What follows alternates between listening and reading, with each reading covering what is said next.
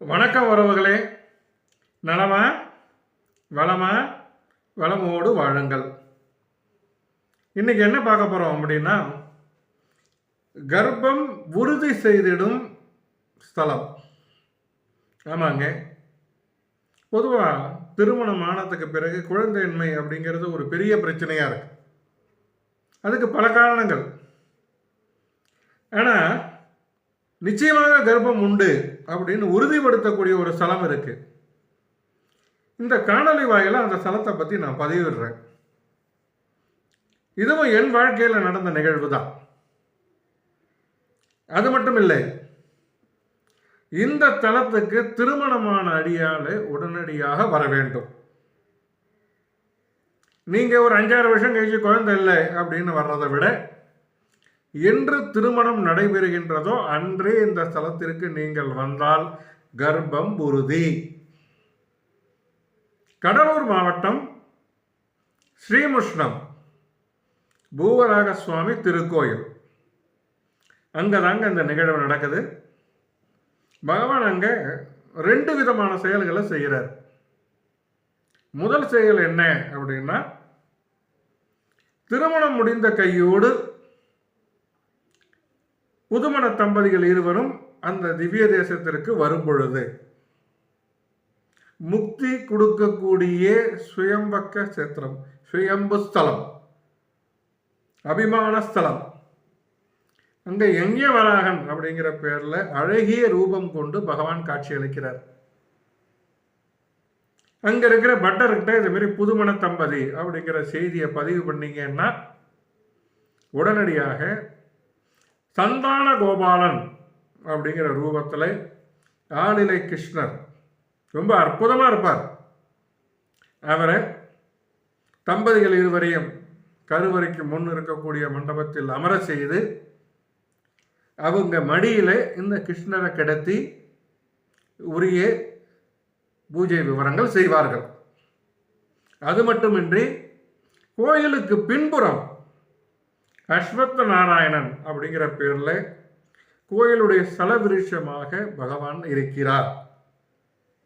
புதுமண தம்பதிகள் 9 மடங்குகளில் அந்த மரத்தை சுற்றி வரணும். ஒவ்வொரு முறை வரும்போதும் அவர்களால் விருப்பப்பட்டதை அந்த மரத்துக்கு நாம் செலுத்தலாம். அதாவது ஒரு உதாரணத்துக்கு ஒரு சாக்லேட் வச்சிங்களேன், தம்பதிகள் 2 பேரும் ஆளுக்கு 9 சாக்லேட் கையில் வாங்கிக்கிட்டு ஒவ்வொரு சுற்று வரும் பொழுதும் அந்த சாக்லேட்டை அந்த ஸ்தலவிருஷத்துக்கு நைவேத்தியமாக வைக்கலாம். இந்த 2 நிகழ்வும் ஒரு சேர ஒரே நாள் திருமணத்திற்கு முடிந்த கையோடு நடைபெற வேண்டும். அதுதான் இதில் கவனிக்க வேண்டிய செய்தி. அதன் பிறகுதான் அவங்களுடைய தாம்பத்திய வாழ்க்கையானது நடைபெறணும். குறிப்பாக சாந்தி முகூர்த்தம் மற்றும் இத்தியாதி சடங்குகள் அனைத்தும். திருமணம் முடிந்த கையோடு புதுமண தம்பதிகளாக வராக சுவாமி அந்த கஷேத்திரத்துக்கு வந்து அஸ்வத் நாராயணனை வலம் வந்து சந்தான கோபாலனை தம்பதிகள் இருவரும் மடியில் எழுந்துருள பண்ணி அதற்குரிய விவரங்கள் செய்திடும் பட்சத்தில் கர்ப்பம் உறுதி. எங்க பகுதியில் இருக்கிற மக்கள் அதை இன்று வரை செய்துகிட்டு இருக்காங்க.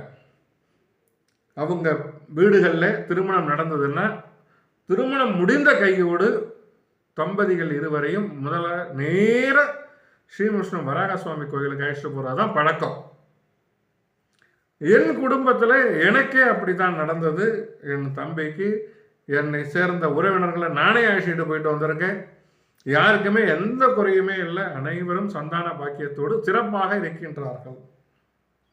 இன்னைக்கு இந்த காணொலியில இந்த தகவலை பதிவு பண்ண சொல்லி எனக்கு உத்தரவு.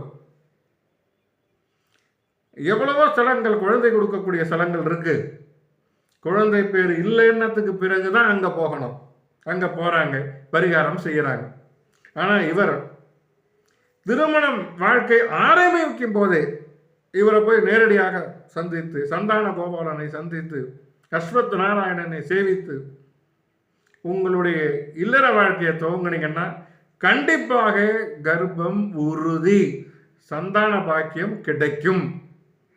இந்த காணொலியை கண்டு கொண்டு இருக்கக்கூடிய அத்தனை ஆன்மீக அன்பர்களும் உங்கள் குடும்பத்தில் திருமணம் அப்படிங்கிற ஒரு நிகழ்வு நடந்தால் உடனடியாக கடலூர் மாவட்டம் ஸ்ரீமுஷ்ணம் பூவராக சுவாமி தேவஸ்தானம் அங்கே நேரடியாக போங்க.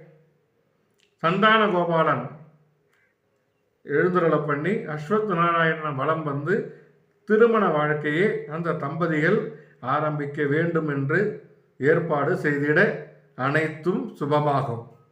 மீண்டும் ஒரு காணொலியில் நாளை சந்திப்போம்.